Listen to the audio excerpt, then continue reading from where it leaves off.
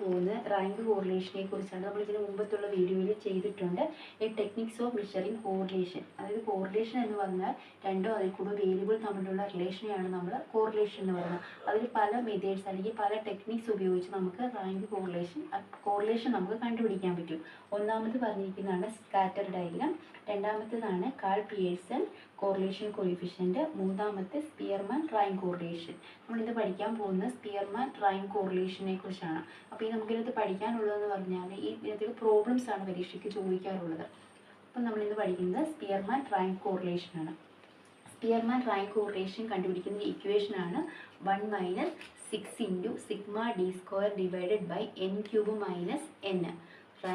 Spearman rank correlation കണ്ടുപിടിക്കുന്ന ഇക്വേഷനാണ് 1 - 6 × σd² divided by n³ - n എന്ന് പറഞ്ഞിരിക്കുന്നത്. ഇതിൻ്റെ അകത്ത് ഡി എന്ന് പറഞ്ഞാൽ ഡിഫറൻസ് ബിറ്റ്വീൻ ടു റാങ്ക്സ്, രണ്ട് റാങ്കുകൾ തമ്മിലുള്ള വ്യത്യാസത്തെയാണ് ഇവിടെ ഡി എന്ന ലെറ്റർ കൊണ്ട് സൂചിപ്പിക്കുന്നത്.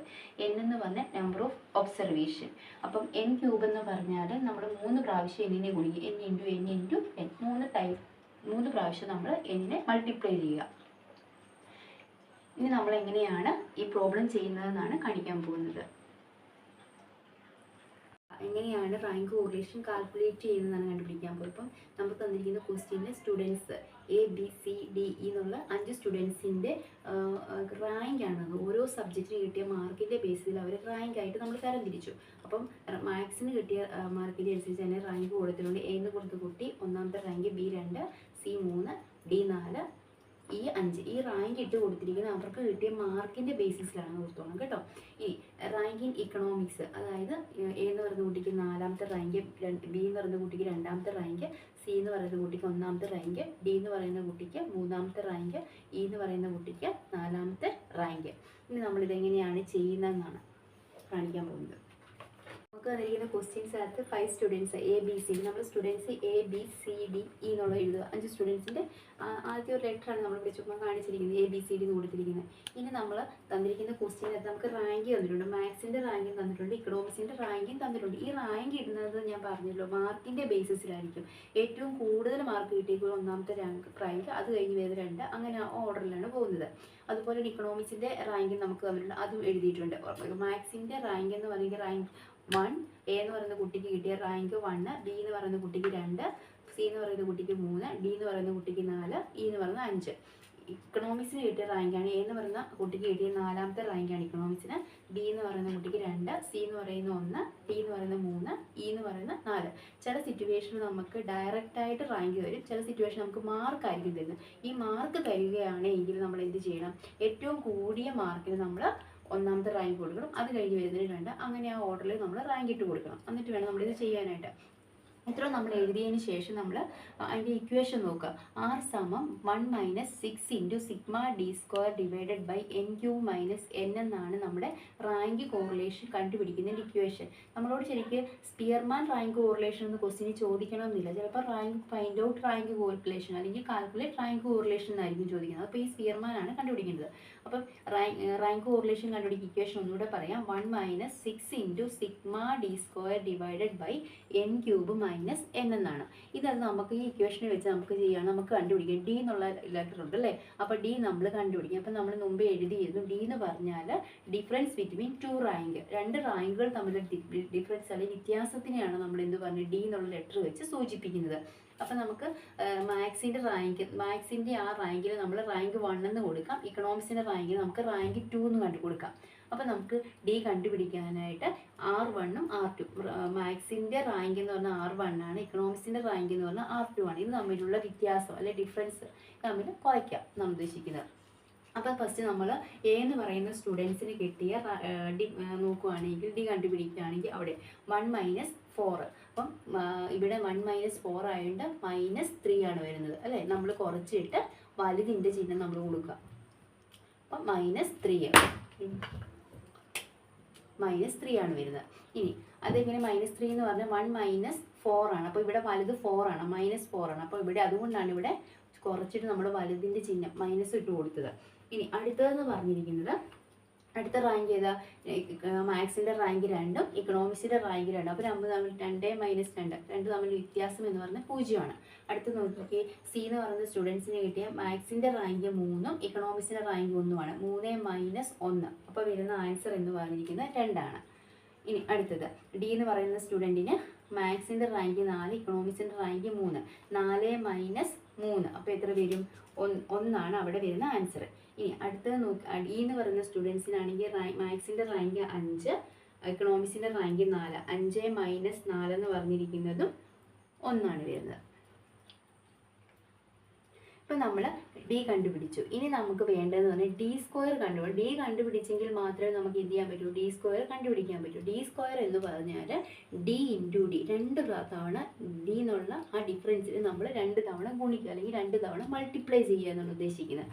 അപ്പോൾ നമുക്ക് -3 ഇൻറ്റു -3, 2 പ്രാവശ്യം -3 ഇൻറ്റു -3, മൈനസും മൈനസും പ്ലസ് ആകും. 3 ഇൻറ്റു 3 9. അപ്പം അടുത്തത് 0 ഇൻറ്റു 0 0.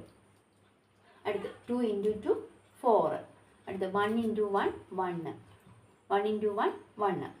ഇതാണ് നമ്മൾ ഡി കണ്ടുപിടിച്ചത്. അപ്പോൾ ഡി സ്ക്വയർ കണ്ടുപിടിക്കുക എന്ന് പറഞ്ഞാൽ നമ്മൾ കണ്ടുപിടിച്ച ഡിഫറൻസിനെ 2 പ്രാവശ്യം മൾട്ടിപ്ലൈ ആവുക. അതിന് ഡി സ്ക്വയറിന് ഡി ഇൻറ്റു ഡി. അപ്പം -3 എന്ന് പറഞ്ഞിരിക്കുന്നത് ഇൻറ്റു -3. അപ്പം മൈനസും മൈനസും കൂടിക്കുമ്പോൾ പ്ലസ് ആകും. അപ്പം 3 into 3 9. 0 into 0 0. 2 into 2 4. 1 into 1 1. 1 into 1 1. അപ്പോൾ നമുക്ക് കിട്ടി. ഇനി നമ്മൾ നോക്കിയ ഇക്വേഷനിലേക്ക് നമുക്ക് സിഗ്മ ഡി സ്ക്വയർ കണ്ടുപിടിക്കേണ്ടത് അല്ലേ? അപ്പോൾ സിഗ്മ ഡി സ്ക്വയർ എന്ന് പറഞ്ഞാൽ നമ്മൾ ഡി സ്ക്വയർ എല്ലാം കൂടെ കൂട്ടുന്നതിനെയാണ് നമ്മൾ എന്ത് പറയുന്നത്? Sigma D square. സിഗ്മ എന്നുകൊണ്ട് സൂചിക്കുക സം ടോട്ടലാണ്. നമുക്ക് എല്ലാം കൂടെ കൂട്ടുക, ഡി സ്ക്വയർ കണ്ടുപിടിച്ചത് എല്ലാം കൂടെ കൂട്ടുന്നതിനെയാണ് നമ്മൾ എന്ത് പറഞ്ഞത്? സിഗ്മ ഡി സ്ക്വയർ എന്ന് പറഞ്ഞിരിക്കുന്നത്. അപ്പോൾ എത്ര കിട്ടും? 9 1 10, 10ഉം 4ഉം 14, 1ഉം 15 വരും. ഓക്കെ. ഇനി നമ്മൾ ഈ തന്നിരിക്കുന്ന വാല്യൂസ് നമ്മുടെ ഇക്വേഷനിലേക്ക് ഇട്ട് കൊടുക്കണം. അതിനു മുമ്പ് നമ്മൾ ഡി സ്ക്വയർ കണ്ടുപിടിച്ച് നമുക്ക് ഇനി എൻ ക്യൂബ് കണ്ടുപിടിക്കണം അല്ലേ? എൻ എന്ന് പറഞ്ഞിരിക്കുന്നത് എത്രയാണ്? ഇവിടെ നോക്കി എത്ര സ്റ്റുഡൻസ് ഉണ്ട്? എൻ എന്ന് പറഞ്ഞാൽ നമുക്ക് എത്ര സ്റ്റുഡൻസ് ആണ് ഉള്ളത്? 5 ആണ്. അപ്പം നമുക്ക് എൻ ക്യൂബ് എന്ന് പറയുന്നത് നമ്മൾ എങ്ങനെ കണ്ടുപിടിക്കും? എൻ ഇൻറ്റു എൻ ആണ് എൻ ക്യൂബ് എന്ന് പറയും. 3 തവണ നമ്മൾ എൻ എന്ന് പറഞ്ഞ ലെറ്ററിൽ ഗുണിക്കുക. അപ്പം 5 ആണ്. 5 ഇൻറ്റു 5. അപ്പോൾ എത്ര കിട്ടും? 125 എന്ന് കിട്ടും. ഇത്രയും ക്ലിയർ ആയെന്ന് നമ്മൾ വിശ്വസിക്കുന്നു. ഇതിന് നമുക്ക് ഈ വാല്യൂ നമ്മുടെ ഇക്വേഷനിലേക്ക് സബ്സ്റ്റിറ്റ്യൂട്ട് ചെയ്ത് കൊടുക്കുകയാണ്.